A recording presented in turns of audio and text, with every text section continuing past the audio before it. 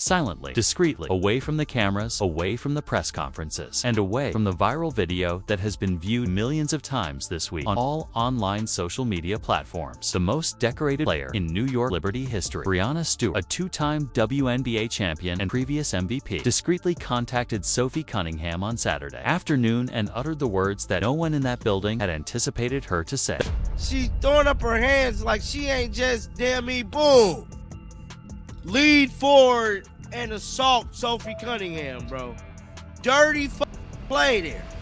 That was a dirty play. That unedited, unprocessed, sidewalk-level camera footage reaction from a fan who was in disbelief at what they were witnessing in real time. That is what the internet saw, what went viral, and what ended up on Cathy Engelbert's desk. Now, Breanna Stewart is warning everyone, especially the WNBA commissioner, that what you saw in that video was not what it appeared to be. Look, boom, bro.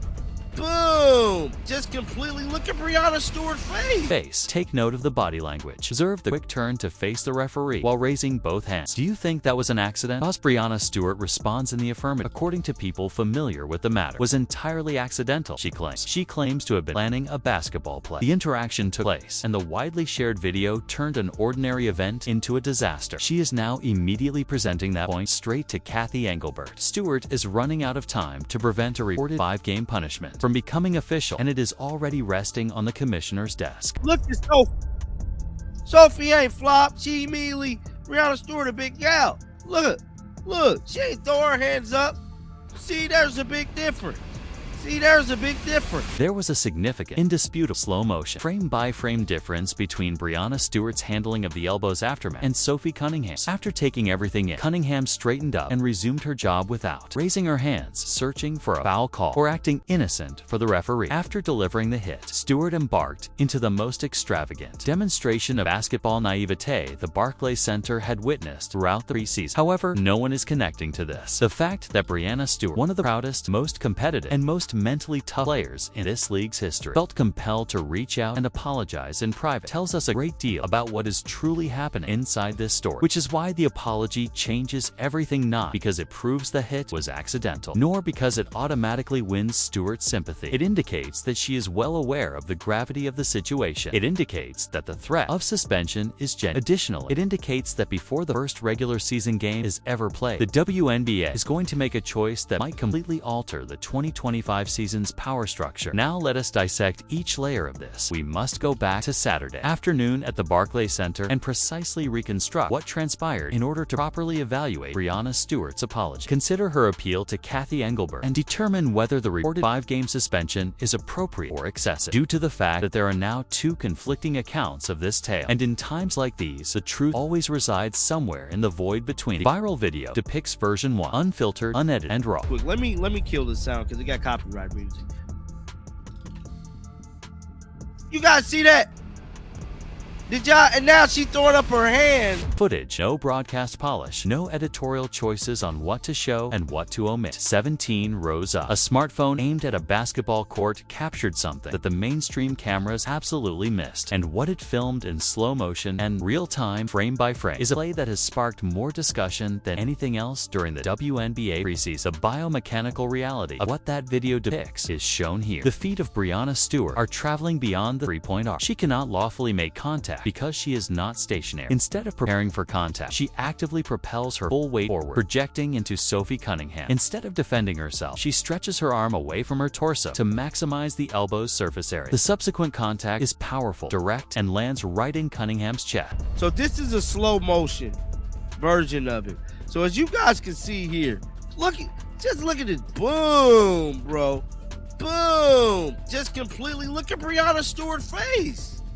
And this is who we got in charge of negotiating the CBA. Version 1 of the narrative, which has received millions of views. Cathy Engelbert is seated in front of this particular rendition. It is the version that initially sparked the suspension discussion. This is Breanna Stewart's version 2. Sources close to Stewart's camp claim that she was flowing naturally with the basketball play. It was an accidental encounter with Cunningham, the kind of collision that occurs dozens of times during a professional basketball game without anyone calling for a ban. She asserts that the widely shared video video gave the impression of intentionality that does not accurately represent her true intentions. Cunningham was not her aim. She had no intention of communicating. She was engaged in a basketball game. She also made a private contact with Sophie Cunningham right after the game before the video had even fully gone public. No cameras, no publicists, no perfectly crafted statement, just player to player. A straightforward personal apology, admitting that the collision occurred and stating that she had no intention of harming or intimidating Cunningham. Let us now discuss the true meaning and implications of that apology. Moving feet and body. Weight propel forward in search of a collision. That is not the vocabulary of a chance encounter. That is the vocabulary of deliberate physical contact. Regardless of Breanna Stewart's personal motives, the video backs up that statement. This is the crucial legal and procedural distinction that has a significant impact on the suspension appeal. Discipline aim is important but not decisive in professional sports leagues. Like the majority of professional leagues, the WNBA's disciplinary system assesses physical plays based on objective film rather than just the player's stated thoughts. The biomechanical evidence contradicts the player's true belief that their encounter was accidental. In those situations, the evidence usually has greater weight than the claimed intent. Breanna Stewart's appeal to Cathy Engelbert is fundamentally hampered by this. The video is the video. Additionally, the video is not going anywhere. Now, let us discuss the apology itself, because it is truly important in the context of this story that Breanna Stewart apologized in private, quietly, and before the full impact of the viral moment had arrived. It should also be examined with the same level of accuracy as we did with the video. The timing comes first. Before the video had completely blown up, Stewart swiftly and discreetly contacted Cunningham prior to the suspension rumors coming to light and before the play's portrayal in the media as a purposeful targeting incident had solidified. That timing is important because even though Stewart is publicly describing the encounter as inadvertent, it implies that she realized right away that it went too far. You do not provide a private apology for what you honestly think was just standard basketball contact. If you believe nothing transpired during a preseason game, you do not contact players one-on-one away from the cameras. Regardless of the words used, the apology itself is an implied admission that something occurred that needed to be acknowledged. That apology was not requested by Sophie Cunningham. She did not ask for a statement. Additionally, she refrained from publicly criticizing Stewart in the media. She took the blow, kept her composure, and prevailed. For the remainder of that basketball game, she performed at a top level. The person to whom Breanna Stewart apologized had that personality. Additionally, it lends authenticity to the gesture, which may be even more difficult to assess. This is the aspect of Sophie Cunningham that is always underappreciated in the larger WNBA discourse. She is an enforcer, not a victim. Physical toughness, competitive ferocity, and the particular kind of on-court grit that makes opponents feel uneasy and teammates feel protected are the cornerstones of her professional identity. Cunningham did not grumble, perform, or look for pity when Breanna Stewart's elbow struck him. It was to play harder and stand up more erect. She was instantly referred to be Caitlin Clark's personal bodyguard by knowledgeable basketball fans because of her reaction and warrior mindset. She selected protection as her identity, not because she needed it. Therefore, when Breanna Stewart apologizes in private, she is not apologizing to someone who is hurt by the interaction. She is expressing regret to someone who demonstrated in real time that she was not broken by the touch. And how we assess the sincerity and strategic reasoning behind the apology depends greatly on that distinction. Genuine and gritty as opposed to controlling the refs. Everyone following this story is now applying that contrast to Breanna Stewart's apologies. Is this a sincere, emotional apology from a rival who is aware that she went too far? Or is this a well-timed, meticulously planned action intended to construct a sympathetic narrative prior to the commissioner's appeal? In all honesty, it can be both at the same time, and it is precisely this intricacy that makes a clear resolution to this tale so challenging. Stewart can sincerely regret the interaction, while also realizing that she can present her appeal to Engelbert in the best possible light by privately expressing her regret before the suspension is formalized. It is possible for both to be true simultaneously. Additionally, WNBA's disciplinary procedure must assess the appeal based on the evidence rather than the sincerity of the apology. Let us now discuss the actual basketball implications of a 5-game suspension for the New York Liberty. Because Cathy Engelbert does not find Breanna Stewart to be a compelling abstract issue, she is appealing, since this penalty will actually have a serious negative impact on her franchise's ability to compete. At the beginning of the 2025 regular season, they played 5 games without their best player. Let us examine the Liberty's performance in the absence of Breanna Stewart. Stewart serves as the Liberty's offensive pivot. She creates ball movement against predetermined defenses as the high post hub. Sabrina Ionescu's driving lanes are created by her spacing threat. When Ionescu is double-teamed or trapped, she is the backup playmaker who keeps the offense running. The Liberty's small ball lines are made feasible rather than vulnerable by her interior presence. Teams can collapse the paint against Ionescu in the absence of Stewart, since there is not a real perimeter danger manning that area, since there is no high post activity to undermine mind their defenses. They can flip anything on the perimeter. They can virtually disregard the inner game and challenge the Liberty's role players to outplay. The Liberty are not merely a weaker team when Breanna Stewart is out for 5 games. Without the player who gives their entire offensive scheme mathematical coherence, they are a structurally flawed squad. The Indiana Fever will be out there with Sophie Cunningham totally healthy, Caitlin Clark locked in and deadly, and the most physically terrifying defensive identity in the entire WNBA playing at full capacity as Breanna Stewart sits in streets, serving a 5-game suspension. That precedent argument may be the strongest part of the appeal because, regardless of how the footage appears, Stewart's attorneys can present Engelbert with a valid due process argument if they can find similar physical plays that led to fines, rather than suspensions, or suspensions of 1 or 2 games rather than 5. In this particular narrative, that statement applies to several players. Every game is pushed to the limit by Sophie Cunningham's screens. It was pressed throughout Saturday's game by the Liberty's perimeter pressure and hand checking. Additionally, Breanna Stewart's appeal claims that her elbow was an accidental landing inside the typical physical pandemonium of professional basketball rather than a purposeful crossing of that line. The backdrop, the millions of views, the social media frenzy, and the national sports media coverage are all completely relevant to the appeal process. But they are also irrelevant because disciplinary decisions are meant to be made based on evidence rather than public pressure. This is because Engelbert is well aware that any decision she makes will be closely examined by the biggest audience the WNBA has ever had. Furthermore, she cannot afford to make a choice that is viewed as either overly reactive or too soft by the basketball community. Let us talk about the commissioner, Cathy Engelbert, who is currently at the center of this story. One of the most important disciplinary decisions of her tenure is whether to uphold the reported 5-game suspension, reduce it, or lift it completely. Based on Stewart's appeal, this is the most basic version of Engelbert's predicament, and she establishes a precedent whereby preseason physical plays are subject to the same suspension guidelines as occurrences that occurred during the regular season. This sets a precedent that will have a big impact on how all of the league's teams handle preseason competition in the future. Last season, Clark's rookie season ended after 13 games due to soft tissue injuries, a pattern of veteran players pushing him with a degree of intensity that would not have been administered to an established star, and the accumulation of physical punishment. What does it warn every team on the Fever's schedule about the repercussions of targeting Clark and anyone around her if a previous MVP elbows Cunningham in the chest and nothing happens? On the basketball court, the enforcer effect is genuine. Opposing teams are deterred from pursuing Caitlin Clark by Sophie Cunningham's physical presence since they are aware of the consequences. That is a significant amount of weight to bear into what is supposedly a disciplinary appeal hearing for a preseason. They're certain that Cunningham will equal that energy on the very next possession.